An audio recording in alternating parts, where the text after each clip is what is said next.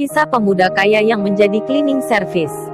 Episode 34, bagian kedua. Ketika akan dimulai pengisian formulir itu, ayah Kenshin lantas teringat. Beberapa waktu lalu, nama pemilik perusahaan induknya telah diubah menjadi namanya Kenshin. Karena hal tersebut, kemudian ayahnya menelpon Kenshin. Kenshin yang berada di ruang itu, tepat berada di depan perempuan yang baru saja minta check up. Ia mengangkat HP-nya. Semua orang yang ada di depannya pun melihat HP jadul itu. Halo ya, Ken, kamu ada di mana? Kenshin yang melihat sebuah papan nama berada di pojok atas. Lalu ia menjawab ada di ruang mawar ya. Lalu ayahnya bicara, ruang mawar mana? Kepala rumah sakit itu juga mendengar. Oh, ruang mawar dekat kantin belakang. Lebih lanjut ayahnya berkata, Ken, sekarang kamu bisa datang ke kantor kepala rumah sakit ini. Tempatnya ada di tengah depan. Kenshin menjawab, maaf ya, mungkin tidak sekarang. 15 menit lagi Kenshin bisa ke situ. Ini lagi ada keperluan di ruang ini. Ayahnya bingung, ada perlu di ruang itu? Ada perlu apa Kenshin di sana? Padahal biasanya langsung bisa jika ditelepon. Lalu kepala rumah sakit yang ada di depan ayahnya Kenshin bicara. Coba saya teleponkan dulu ya Pak, staf saya yang ada di situ. Barangkali mengetahui ada perihal apa. Telepon pun berbunyi di ruang mawar itu. Kring kring kring, kring kring kring, kring kring kring. Lalu diangkat seorang wanita yang tadi nyuruh Kenshin mindahin barang. Halo, ini Bu Sulastri. Oh iya Bu, ada yang bisa dibantu ya? Yun, coba kamu lihat di situ. Ada enggak yang namanya Kenshin? Kalau ada minta tunggu bentar ya.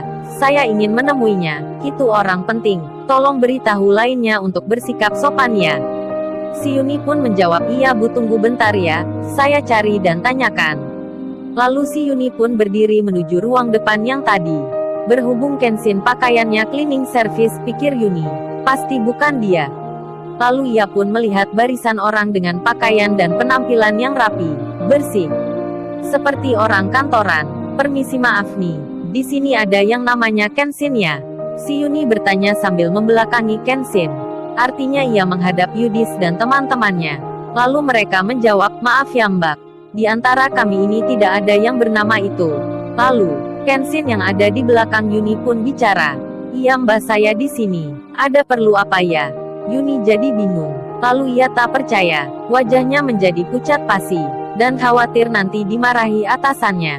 Karena orang yang seharusnya ia hormati malah barusan ia perintah. Ternyata cleaning service ini yang dimaksud. Lalu ia berkata, Masnya tunggu bentar di sini ya. Kemudian Mbak itu balik mengangkat teleponnya lagi. Di kantor pimpinan rumah sakit itu, Bu Sulastri lalu bicara pada ayahnya Kenshin. Sebaiknya kita langsung menuju ruang mawar saja ya Pak. Karena di sana, segala keperluan untuk masalah ini ada. Mendengar himbauan dari Bu Sulastri, bos besar dan staf kepercayaannya, tiba-tiba mempunyai ide. Maaf ya Bu, kami sebaiknya tidak ikut ke sana saja. Saya isi di sini dulu sebagian lampiran penting itu, selebihnya biar anak saya. Sekalian agar dia bisa belajar, untuk cepat memutuskan hal yang besar. Lalu, terjadi beberapa menit percakapan antara ayahnya Kenshin dan pimpinan rumah sakit itu. Yang bercerita semua tentang Kenshin, termasuk Kenshin kerja menjadi cleaning service. Setelah itu, bos besar dan stafnya memutuskan untuk meninggalkan tempat ini. Setelah beberapa menit, lembaran itu lalu dibawa oleh kepala rumah sakit. Bersama dua staf adminnya, ia berjalan menuju ruang yang akan dijadikan tempat penandatanganan antara rumah sakit ini, dengan nama seorang pemuda yang bekerja sebagai seorang cleaning service. Lalu, bagaimana kisah selanjutnya? Subscribe channel ini untuk episode berikutnya. Terima kasih.